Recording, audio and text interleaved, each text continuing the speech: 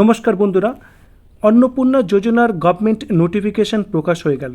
আজকের ভিডিওতে আপনাদের সঙ্গে শেয়ার করব কারা এই প্রকল্পে নাম তুলতে পারবেন এবং কারা পারবেন না, কাদের নাম বাদ যাবে এবং কিভাবে আপনারা এই টাকা পাবেন, সমস্ত কিন্তু এই নোটিফিকেশনে বলা আছে, যেটি আপনাদের সঙ্গে পার্ট বাই পার্ট শেয়ার করব। তো চলুন শুরু করা যাক আজকের ভিডিও। প্রথমত দেখুন, এটির নামকরণ করা হচ্ছে অন্নপূর্ণা যোজনা, যেখানে অল ওমেন অর্থাৎ সকল ওমেনকে কিন্তু এখানে ইনক্লুড করা হচ্ছে।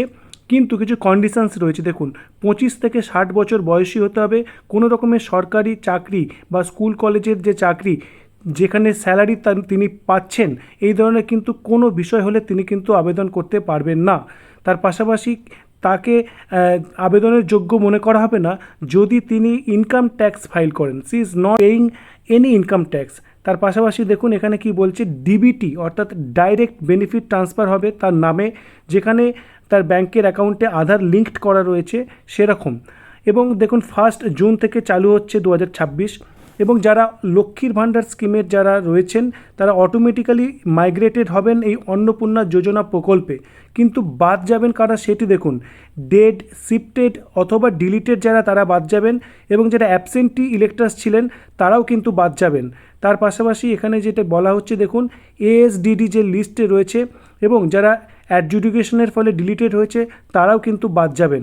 তার পাশাপাশি এখানে বলা হচ্ছে যারা এসআইআরের যে ট্রাইব্যুনালে আবেদন করেছেন অথবা সিটিজেন্স অ্যামেন্ডমেন্ট বা সিএতে আবেদন করেছেন তারাও কিন্তু এটি যোগ্য হবেন, যতক্ষণ না এই বিষয়ে তাদের ডিসপোজাল হচ্ছে বা তাদের যে আবেদনের যে নিষ্পত্তি হচ্ছে সেই পর্যন্ত। তার পাশাপাশি কি বলা হচ্ছে দেখুন, যে এখানে অন্নপূর্ণা যোজনা যে পোর্টাল সেটি চালু হচ্ছে 1 জুন থেকে, এবং সেটি চালু হওয়ার পরে নতুন যারা রয়েছেন তারা কিন্তু আবেদন করতে পারবেন এই পোর্টালের মাধ্যমে। এবং অনলাইন অ্যাপ্লিকেশান দেওয়ার পরে সেটি কিন্তু গভর্নমেন্ট অফিসিয়ালসরা ভেরিফাই করবেন এবং সেটি বিডিও অথবা এসডিও তারা কিন্তু একটি লিস্ট প্রিপেয়ার করবেন, তারপরে ডিএমের কাছে যাবে এবং সেই লিস্ট স্যাংশন হয়ে, এবং কলকাতা মিউনিসিপ্যাল কর্পোরেশনের ক্ষেত্রে দেখুন কমিশনার তারা কিন্তু এটি স্যাংশন করবেন। অর্থাৎ ডিএম অথবা যে কেএমসি এরিয়া হলে তার যে কমিশনার তারা কিন্তু এই লিস্ট স্যাংশন করবেন, তার ভিত্তিতে তারা কিন্তু এই টাকা পাবেন। এবং দেখুন এই নোটিফিকেশান প্রকাশ করা হয়েছে, বলা হচ্ছে ফিনান্স ডিপার্টমেন্টের যে নোটিফিকেশান 17ই মে প্রকাশ করা হয়েছিল তার ভিত্তিতে। এবং এখানে বলা হচ্ছে secretary to the government of West বেঙ্গলের থেকে কিন্তু এই নোটিফিকেশান প্রকাশ হয়েছে। এবার অন্নপূর্ণা যোজনার যে পোর্টাল, সেই পোর্টালের কিভাবে আবেদন করবেন সেটি আমরা পরবর্তী কোনো ভিডিওতে আলোচনা করব।